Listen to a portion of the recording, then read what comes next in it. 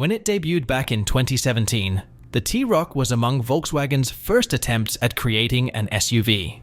It had a little makeover in 2022 to keep it current, and it currently occupies a position in the significantly enlarged Volkswagen lineup that also includes 9 SUVs. With some of the pseudo-4 X4 design characteristics that SUV drivers love, it's basically just a higher Golf. However, there is fierce rivalry from vehicles such as the Audi Q2, Ford Puma, Mini Countryman, Nissan Juke, Peugeot 2008, Renault Captur, Toyota CHR, Vauxhall Mokka, and Volvo XC40, making it an extremely busy segment of the market. Even though it may be getting on in age, the T-Roc is still a great family vehicle with enough to like about it.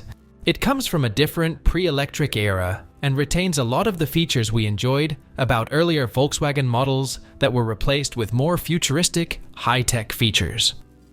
The heavy driving controls, the thin-rimmed steering wheel, and a few more buttons scattered throughout.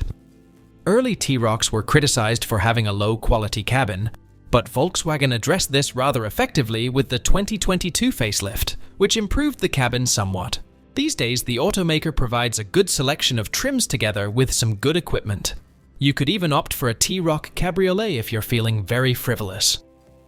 Standard features include digital dials with customizable displays and an abundance of information accessible through the controls on the steering wheel.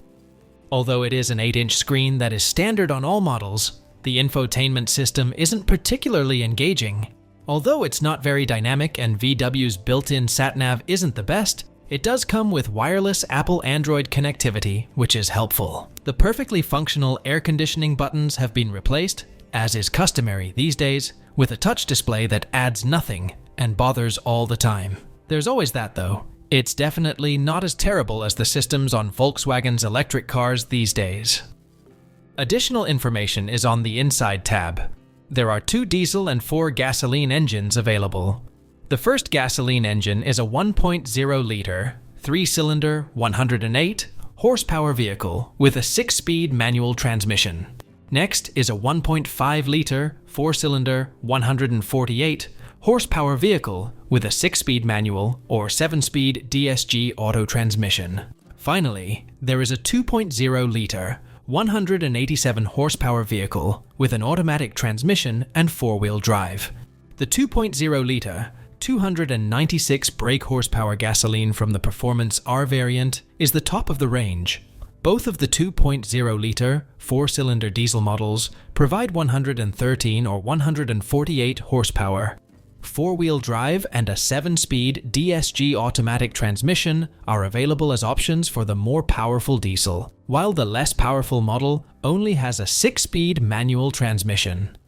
The 1.5-liter is a lot better fit, and the 1.0-liter seemed quite sluggish. It is definitely best to avoid it. If you drive a lot of highway miles, diesel engines are still a good choice, but they have drawbacks of their own these days. We always prefer a decent hatchback or estate, but the T-Roc drives as well as it can within the laws of physics. With only a slight lean during turns, the ride is well-mannered, and the steering is accurate enough. Although not unbearable, there is some road and wind noise, particularly on the higher trims with their larger tire sizes. The driving tab has all the information.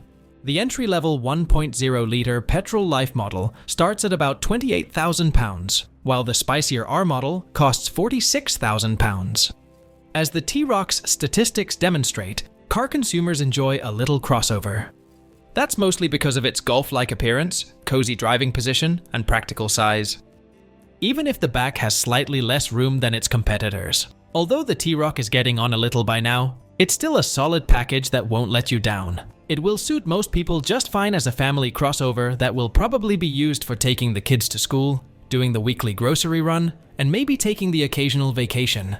But beyond that, don't really anticipate anything more.